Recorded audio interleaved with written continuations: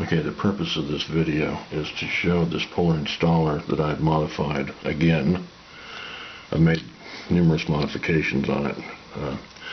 The original posted on TSG Multimedia, and the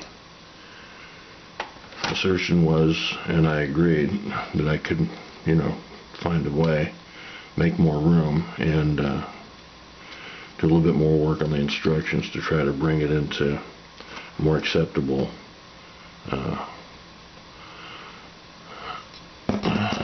condition, because it was only handling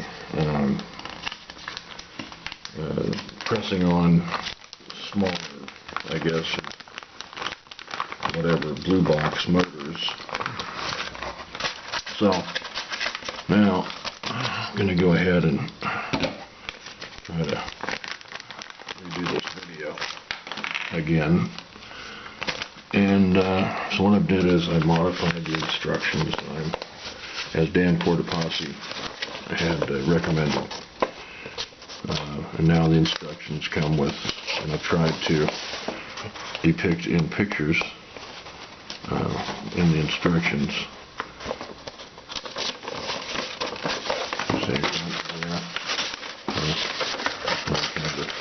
In the back there, trying to show the different aspects of the use of the tool.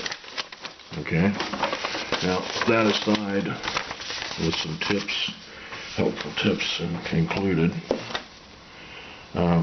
what I'm trying to show is that once you try to do these, you're going to find that there's all kinds of different nuances that situations you're going to run across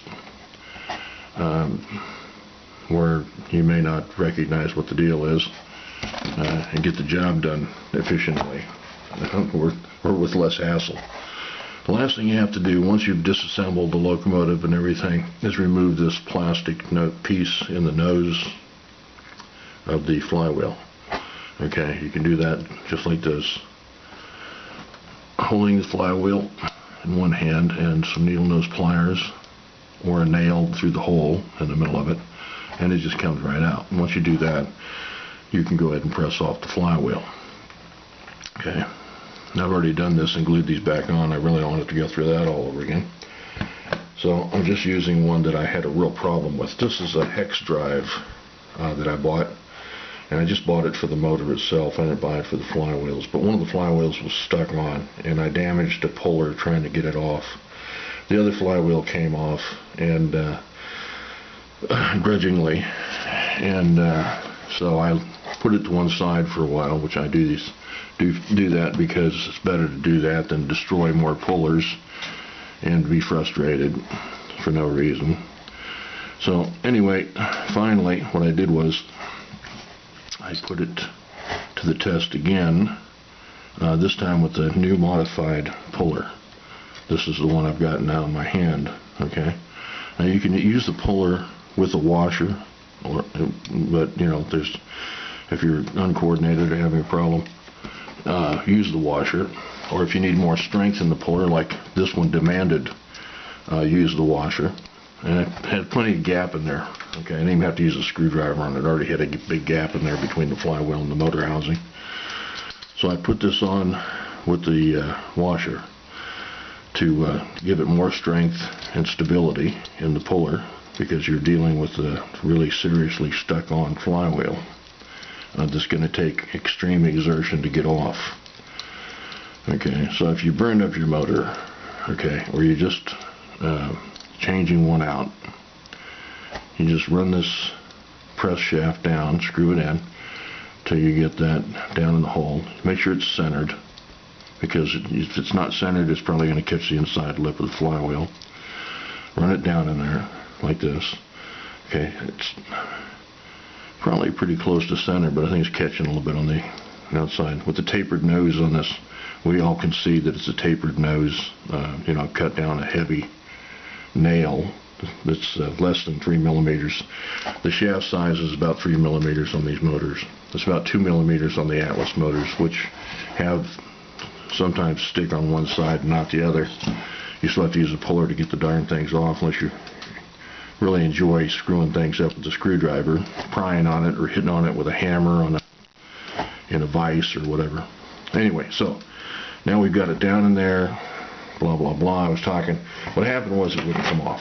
So what I did was I took this big screwdriver. This has got about a 5/8, not 5/8, excuse me, about a 7/16 wide head on it. Okay, so let's see what we got back here. 1 inch. Yeah, it's about a 7/16. And so anyway, I ran the screwdriver up underneath the puller installer, ran the screwdriver up against the shaft of the motor underneath, pried the screwdriver counterclockwise. That pries this side of the screwdriver down against the motor, this side up against the bottom of the puller installer. At the same time, I pressed this screw shaft down as hard as I could by hand without damaging the puller installer.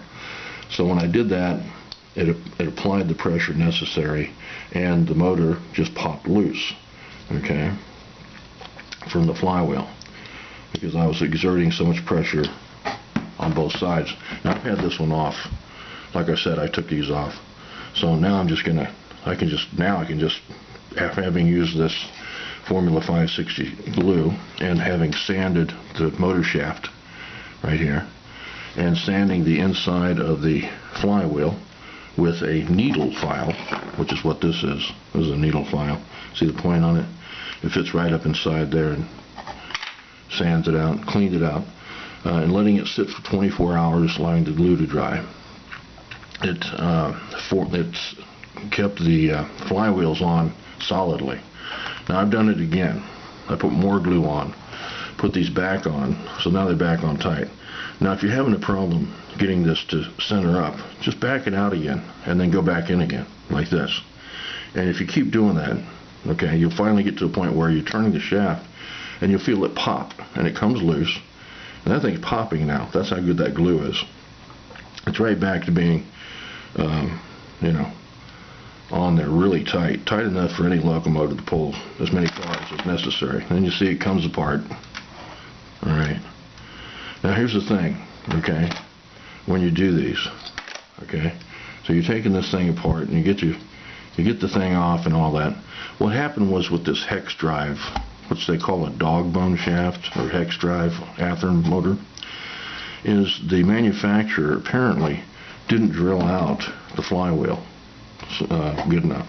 So the flywheel was extremely small, all right, in diameter in this hole, and the motor shaft is still the average size, like a 2.93 millimeter, something like that, motor shaft.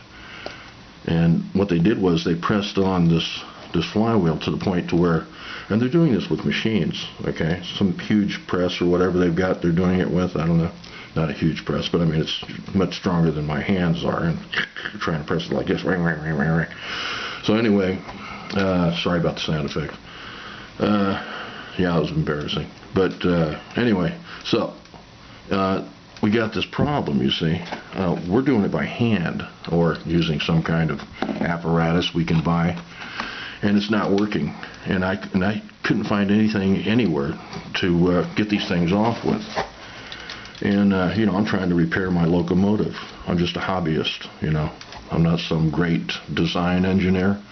But anyway, I used to be a mechanic, so I kind of looked at this and I said, hey, I think I might be able to figure something out, so I went ahead and did it. I mean, that's what hobbyists do. We do it all the time. You know, we think of these things, and we try them, and they work or they don't work. So I did this. It works. Okay, now I've got this other side. I'm going to take it off, too. Might as well do it all over again. Doesn't matter, you know. So, and here we go. See, it's just taking that off. There we go.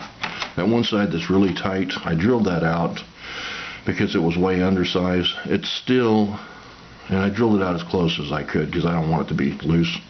And I've had motors where the flywheels come loose and you got one flywheel turning on one side and the other flywheel is not turning at the shaft. The motor shaft is rotating inside because it's so loose it's not even working. I mean, you might as well buy a roundhouse with one flywheel and have one flywheel working on your motor.